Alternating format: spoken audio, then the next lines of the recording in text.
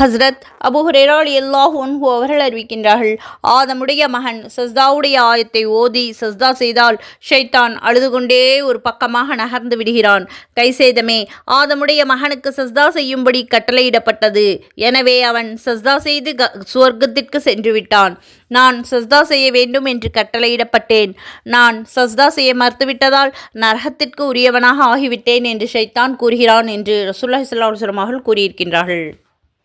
அல்லாஹ்வுடைய அடியார்களுக்கு தீர்ப்பு வழங்கிவிட்டால் தனது கருணையினால் அல்லாஹ் யாரை நாடுகிறானோ அவர்களை நரகத்திலிருந்து வெளியேற்றி, எவர்கள் உலகில் அல்லாஹ்விற்கு இணை வைக்காமல் லா இலாஹா இல்லல்லாஹ் என்று சொன்னார்களோ அவர்களை நரகத்திலிருந்து வெளியேற்றும்படி மலக்குகளுக்கு கட்டளையிடுகின்றான்.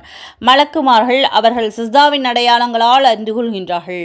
ஆகவே அதிகமாக சஜ்தா செய்யக்கூடிய பாக்கியத்தை அல்லாஹ் நாம் அனைவருக்கும் தந்தருள்வானாக. ஜஸாக்கல்லாஹு ஹைரா. அஸ்ஸலாமு அலைக்கும் வரஹ்மத்துல்லாஹி